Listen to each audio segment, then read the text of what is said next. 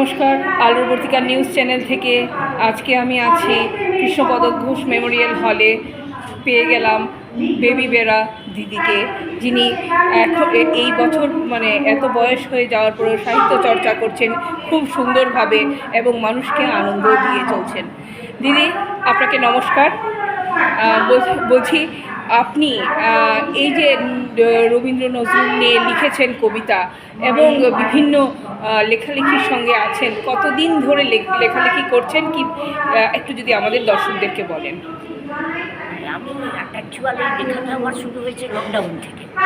তখন একদম একা থাকতাম ঘরে, খুব একা করতেও লাগতো। একা করতে থাকাকালীনই আমার মনের মধ্যে এক এক সময় ভেসে আসতো এক একটা কথা। তখনই আমি লিখতে আরম্ভ করলাম। অনেক কবিতা, অনুগল্প আমি লিখেছি, কিন্তু আমি সেইভাবে প্রকাশ করতে পারি।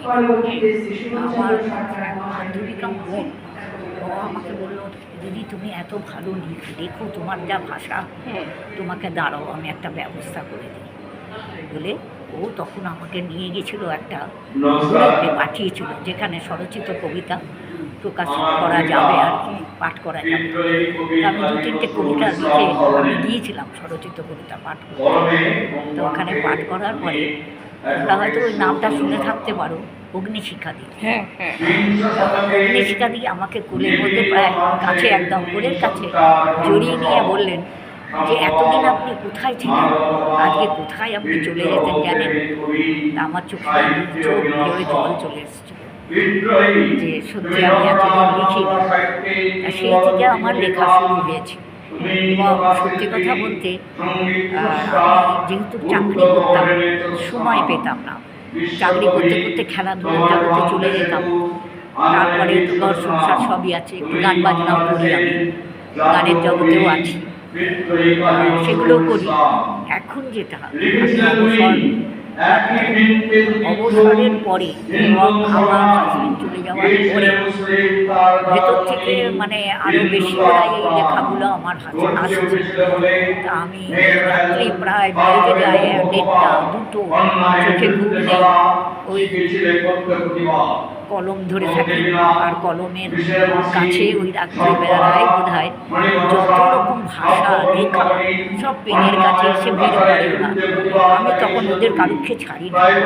আমি যে কটা ভাষা আমার কাছে এসে ভিড় করে তাদের সবাইকে একসঙ্গে নিয়ে আমি খাতার মধ্যে লিপিবদ্ধ করে তারপরে দেখি যখন ভোর 3টে, এখন আমার শুতেই হবে, না হলে কিন্তু পারবো না। এই হচ্ছে আমার লেখনী।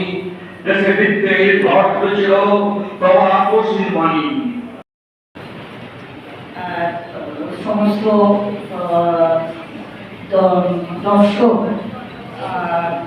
কবিবৃন্দ, সবাইকে আমার আন্তরিক প্রীতি ও শুভেচ্ছা জানিয়ে আমি কবিতা পাঠ করছি। রবীন্দ্র নজরুল চর্চা।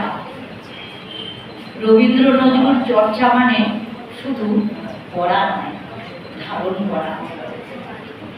বাংলা সাহিত্যের আকাশে 2 নক্ষত্র, ধ্রুবতারা জলে। একজন রবি, আরো দেন শান্ত স্নিগ্ধ তলে। রবীন্দ্র নজরুল চর্চা মানে নিজেকে চেনা, শান্তি আর দ্রোহের মাঝে সেতু বেঁধে ফেলা। রবির গানে চোখ বুঝলে দেখি পদ্মা মেঘনা, নজরুলের গানে রক্তে যাবে বাঁচার প্রেরণা। একজনের শেখায় ধ্যানে মগ্ন হতে, অন্যজনের শেখায় শিখর ছিঁড়ে রুখে দাঁড়াতে। রবীন্দ্রনাথ শেখালেন প্রেমে বিশ্বকে চিনতে, গীতাঞ্জলি সুরে সুরে নিজেকে চিনতে। নজরুল শেখালেন মাথা উঁচু করে বাঁচতে, বিদ্রোহী হয়ে অন্যায়ের প্রতিবাদে হাঁটতে। 2 জনের কলমে লেখা আমার দেশের ছবি, একজন আঁকেন জোছনা, অন্যজনের রক্তের রবি। রবি আর নজরুল 2 জনেই দেন শিক্ষা, সাম্য, প্রেম, মানবতা, এই হোক মোদের দীক্ষা। নমস্কার।